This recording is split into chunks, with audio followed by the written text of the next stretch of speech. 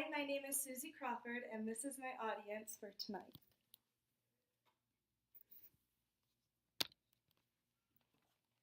The year 1995 was a big one. Bill Clinton was the President of the United States and had not yet been accused of his alleged affair with Monica Lewinsky. The U.S. saved Mexico's economy with a $200 billion rescue program.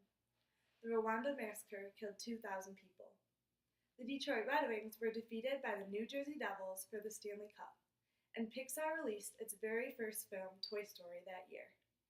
But October also had many significant events.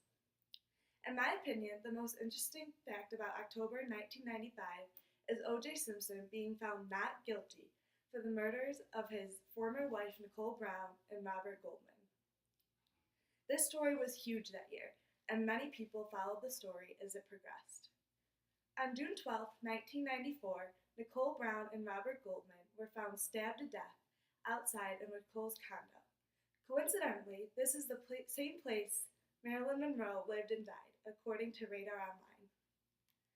Simpson became a person of interest after he failed to turn himself in. He became the object of pursuit for the cops. The police followed O.J. Simpson in an infamous white Ford Bronco and even interrupted the NBA Finals. His pursuit, arrest, and trial were among the most widely publicized events in American history. On October 3, 1995, Simpson was found not guilty for the murders and was released. An estimated 100 million viewers tuned in for the verdict. Yet another tragedy occurs in October of 95 when the Latina singer Selena was murdered. On October 23rd, the president of Selena's fan club, Yolanda Saldivar, is convicted of first-degree murder and sentenced to life in prison. Another interesting bit of information I learned is that on October 17, 1995, a French woman named Janine Calment turns 120 years old in 238 days. This made her the oldest person to ever live up to this date. On the 16th of October, the Million Man March took place in Washington, D.C. This march was led by a group of civil rights activists and included many influential speakers, such as Mr. Martin Luther King III. The march caused controversy with the lack of female participation. Organizers excluded women from the march because men needed to improve their character and women needed to recognize their place in the home. On October 24th, the exact day of my birthday, a total eclipse occurred and was seen from Iran, India, Thailand, and Southeast Asia. Total solar eclipses are extremely rare, and you can only spot them for a few minutes. They reoccur at a certain place only once every 350 to 400 years. Hurricane Opal reaches Pensacola Beach, Florida, on the 4th with a speed of 115 miles per hour and was rated as a Category 3. An avalanche hit a village in Italy and killed 200 people on October 26th. Another thing I found interesting was that on the 29th, the cost of the New York Times increased from $1 to $1.50. Today is $2.50. Another intriguing bit of information was a scandal that occurred in Britain. The rock star Sting had a financial advisor named Keith Moore. It was discovered that he had stolen $9.4 million from the British singer.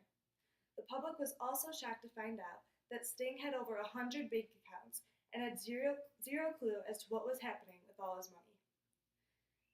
On October 17th, Moore was sentenced to 6 years in prison, according to the Chicago Tribune. A name that became well known at the end of this year was Joseph Rotblat. Rotblat was a physicist who worked on the Manhattan Project. This was a group set out to create the first atomic bomb. Rotblat decided to leave the project due to his conscience and confirmed that he didn't support how harmful the radiation was from the atomic bombs. Rotblat also believed that scientists held individual moral responsibility and created the Hippocratic Oath for scientists.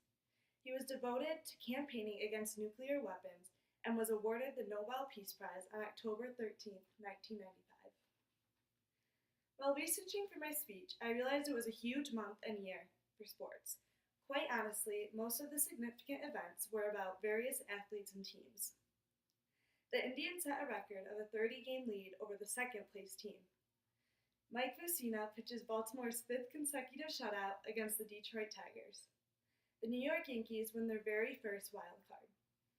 The Colorado Rockies became the first team in history to make the postseason before their 7th year in existence. And lastly, the Colorado Avalanche, an NHL team, won their very first game ever against the Detroit Red Wings.